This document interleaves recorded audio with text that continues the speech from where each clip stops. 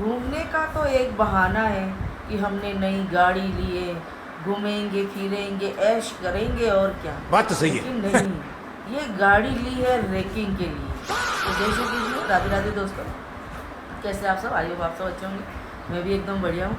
तो भाई काले जामपल ने गाड़ी ली है कि मैं और 4 पाकिस्तानी बच्चे, उसकी अम्मी और 2 अडॉप्ट किए हुए बच्चे सब उसमें बैठ के घूमने जाएंगे।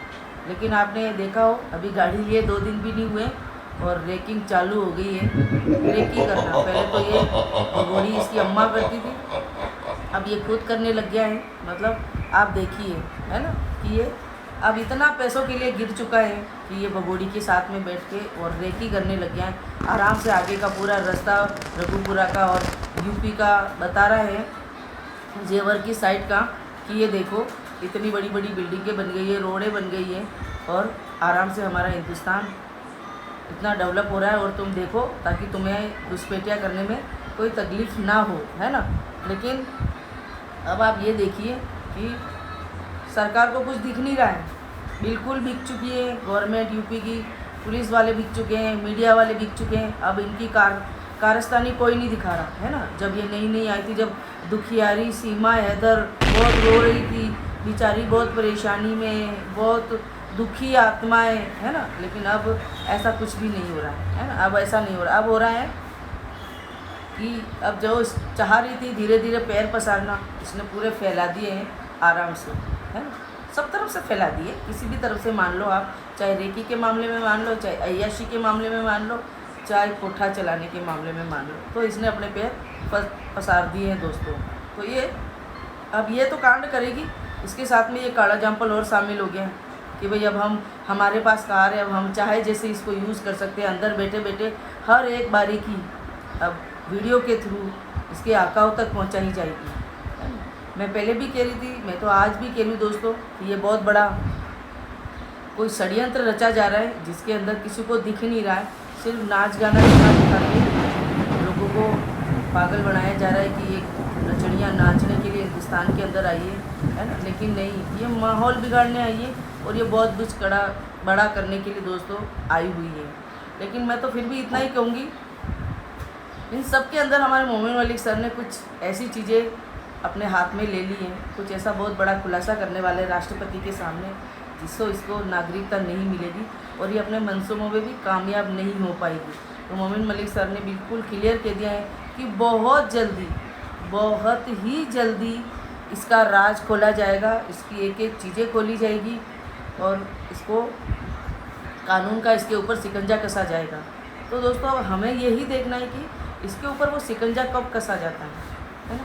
क्योंकि इसके जो हालात बता रहे हैं ना, दिन ब दिन आप इसको देख रहे होंगे कि ये किस तरह से ये हरकतें कर रही है, किस तरह से ये बहुत बड़ा कांड को धीरे धीरे अपने प्रोसेस के मंसूबों में कामयाब ये नहीं हो पाएगी जब तक हमारे हिंदुस्तान के अंदर मोमिन मलिक सर जैसे ईमानदार वकील भी है ना। बात तो सही है। तब तक ऐसे बेईमान लोगों की नहीं चलेगी और ना ही चलती है, ना चलेगी और ना कभी चल पाएगी। तो बस हमें यही है कि ईश्वर हमारे मोमिन मलिक सर जिस चीज़ के लिए इतनी कोशिशें कर रहे हैं, इसके हर एक राज को सामने लाने की कोशिश कर रहे हैं, तो उसमें उनको कामयाबी दे ईश्वर, उनको आगे बढ़ने की कामयाबी दे, उनकी हर एक अड़चन को दूर करें। तो दोस्तों अब हमारा भी फ़र्ज़ बन रहा है कि अब इसका बाइकआउट करने का, है ना। क्योंकि अब दोस्तों ये हिंदुस्तान का खा रही है और हिंदुस्तान को ही नुकसान पहुंचाने की पूरी फिराक में आप सबको अब आप सबको भी दिख रहा होगा कि ये बहुत बड़ा कांड करेगी और इतना भयंकर करेगी जिसकी हम लोगों ने कभी कल्पना भी नहीं की होगी, जो कि हमारी कल्पना से बहुत दूर होगी। ऐसा ये बहुत बड़ा करने वाली है और इन लोगों के ऊपर कसेगा बहुत बुरा शिकंजा। अब हमारे मोमिन मलिक सर करेंगे इनका पर्दा कम्प्लीटली फास, है ना। क्योंकि अब देखो ये लोगों को ऐसा सोचती है कि हिंदुस्तान के लोग पागल हैं, मेरे ठुमकों के ना नुमाइश के ना दीवाने हो रहे हैं। लेकिन भगोड़ी अब सबको समझ में आ रही है कि तू ये जो कांड करने आई है ना, ये अब सबके धीरे धीरे समझ में आ रहा है, सबको समझ आ गई है तेरे चाटुकारों को छोड़ के कि तू क्या करने आई है और तू क्या करेगी, है ना। तो दोस्तों अब इसका टाइम आ गया है वो कहते हैं ना पाप का गड़ा अब इसका फूटने वाला है, अब भर तो चुका ही है, अब इसका पाप का गड़ा फूटेगा।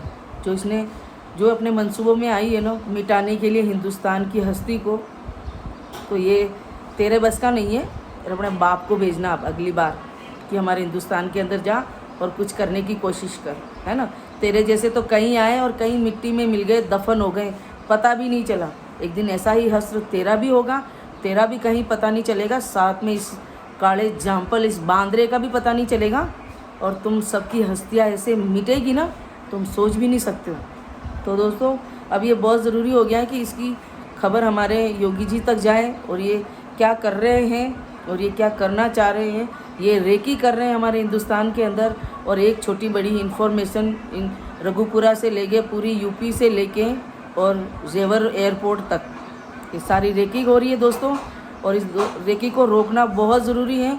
तो प्लीज़ आप सबसे मेरी हाथ जोड़ की विनती है कि योगी जी और मोदी जी या शाह जी तक बात जानी चाहिए, और इसको अभी फ़िलहाल इसको भगोड़ी को डालना चाहिए जेल में, और बहुत जल्दी इसको यहाँ से डिपोर्ट करनी बहुत ज़रूरी हो गई है।